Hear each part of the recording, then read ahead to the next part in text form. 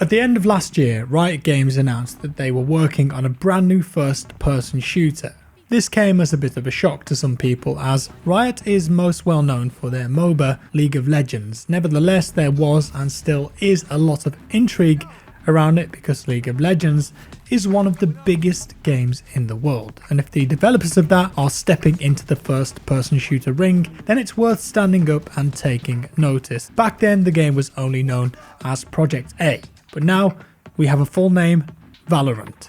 Now, I was due to go to a capture event, but due to unforeseen circumstances that was cancelled. So instead, they've sent me a file which was full of gameplay footage and extra information. So we're going to dive into that today and take a look at everything that Valorant has to offer and all that we know so far. Let's start with the elephant in the room. I know this game is going to get compared to Counter-Strike and probably Overwatch a lot. In fact, I'm going to do it too. But Valorant is trying to take some of the better elements of those games, such as the skill-based gunplay and the economy system from a game like Counter-Strike, while combining it with character abilities that you would most likely see in other titles like Overwatch. With that out of the way, what exactly is Valorant? Well, it's a competitive 5 versus 5 first-person shooter for PC. That part's important because right now there is no information about any console versions. This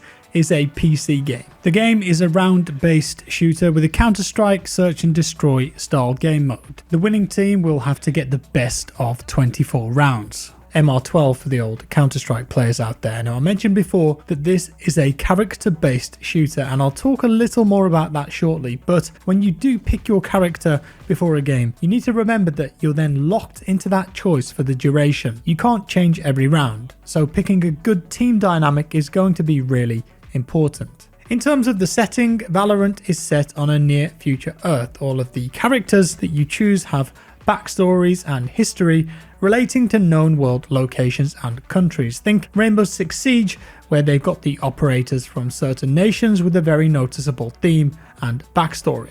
And when it comes to abilities, each character has 4 available to them, and each one is going to play differently in certain situations with different strengths and weaknesses. Out of those 4 abilities, you will get one for free every round. That one is your signature ability. And then you also have your ultimate ability, which must be earned through kills. Of course, how long it takes you to earn this ability really depends on how the game is going. Then the other 2 abilities are tied to the game's economy system, and you have to buy them in the pre-round buy phase with your earned income. Think utility in Counter-Strike. In CSGO, for example, most teams are buying stuff like flashbangs, HE grenades, smoke grenades, and Molotov.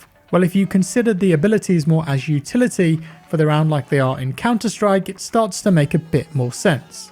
We've not seen all of the characters in the game just yet, but we have seen a few clips that get us an idea of who we're going to have at our disposal. Phoenix, for example, can throw fireballs and rise back from the flames with full health.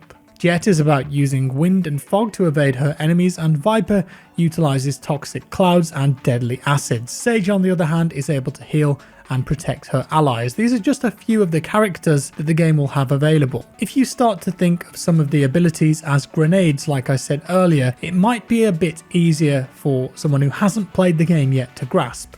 Imagine Phoenix using his fireball as an area of effect to remove an enemy that you think is hiding on the back of a bomb site or objective. Then perhaps Jet can utilize one of her fogs to help you attack or defend as a team, like a smoke grenade, either pushing onto an objective to reclaim it or attack. As I mentioned earlier though, once you've picked your character, you're stuck with them for the entire match, so you need to have one that's going to suit your playstyle. It seems as though some are more attack minded, while others are definitely aimed at more of a support role.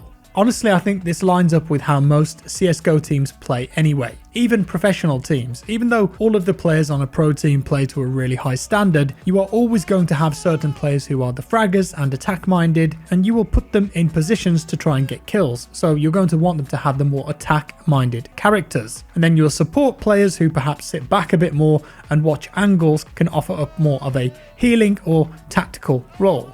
Now, I mentioned earlier that Valorant uses an economy system, something that CS players will be quite familiar with. Winning rounds and getting kills is going to help you earn money that you can use on weapons, abilities, and replenishing your shields. And from what I found out, your team will gain $3,000 for a round win and between $1,900 to $2,900 for a round loss. So just like in CSGO, it seems as though a losing team will gain more money for each round that they lose in a row. It's a way to help the team who are losing multiple rounds consecutively buy full gear quicker to try and get back into the game as a loss bonus. You'll also gain $200 per kill. Just bear in mind though that these are early figures, and with the game not even being released yet, these are all subject to change. Even still, you can get a rough idea from that of how the system will work. All of that really means nothing though if you don't know how much the abilities and weapons cost. Well, we have a rough idea of that, and with that we can also talk about some weapons. There are a few SMGs available, with the Stinger costing 1,000 and the Spectre costing 1,600. For rifles, there's the Bulldog, which is 2,100, and the Phantom is 2,900. The Operator is a heavy-hitting sniper rifle, that's 4,500, and all of these names will probably mean nothing to you yet, but from what I can tell, the Operator, for all intents and purposes, is basically an AWP from CSGO, with the Spectre being very similar to an SMG, and the Vandal being similar to an AK. What about map design though? Because in any 5v5 game, it's really the map design that the game's success or failure depends on. Well, the graphic style of the game leans heavily towards very crisp and clean visuals. It's not only the maps, but also the character models and their silhouettes. There isn't a whole lot of clutter around the levels. Instead, the game has opted very much for a minimalistic approach. And I know some people may see this as a negative and think the game looks bad. Well, yeah, the game might not look as good as Modern Warfare or Battlefield 5, but if you think back to when CSGO came around, or even Source, there was a huge jump in visual fidelity back then, and not everyone was on board with it. I remember when the remastered Mirage came into CSGO, and a lot of players really disliked it because they were so used to the much simpler and cleaner lines and visibility of the original.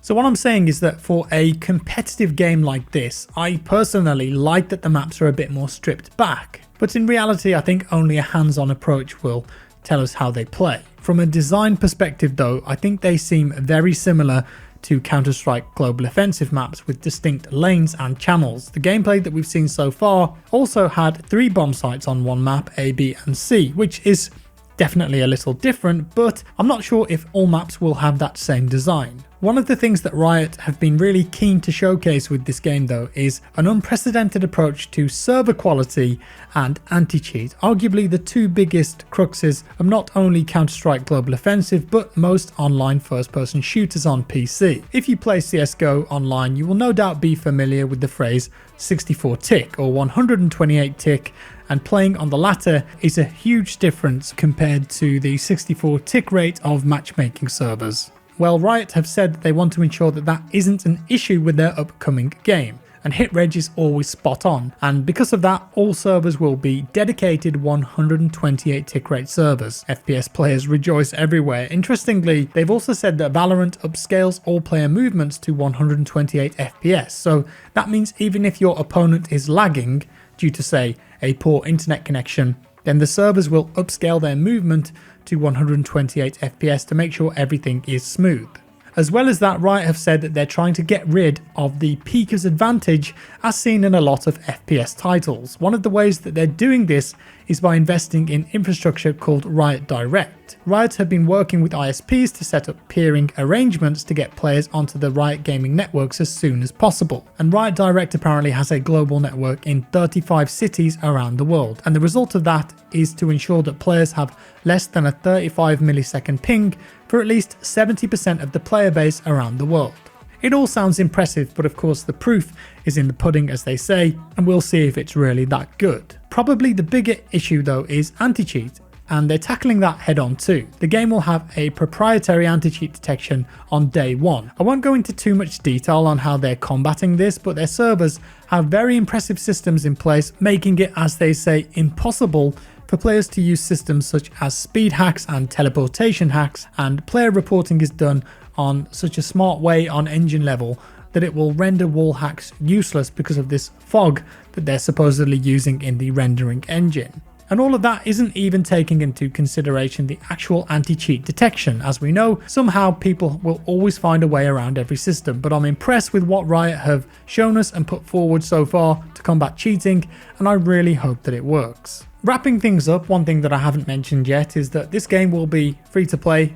And all in all, I think I'm really intrigued by Valorant. It definitely has a core DNA that is heavily inspired by Counter-Strike. If you just watch the gameplay, the gunplay, the movement, the weapons, the money system, the rounds, even down to the economy and footsteps, you can see that Counter-Strike is definitely a massive inspiration for this game, and I'd hazard a guess that a large volume of the developer team play it quite regularly and have played it a while. You even run faster with your knife out. There are a few small concerns that I have though based on just watching the footage. Like I said, I haven't played this yet, but I've noticed that characters do have a lot of voice lines, especially when they get kills. I'm just not a big fan of that. I don't think you need that in a competitive game like this, so I hope you can turn that off, and I especially hope that enemies nearby you can't hear those callouts. But it's due out in the summer, and I think we'll get the beta very soon. Valorant is definitely going to be one to look out for. With that said, let me know your thoughts on the game down in the comments below.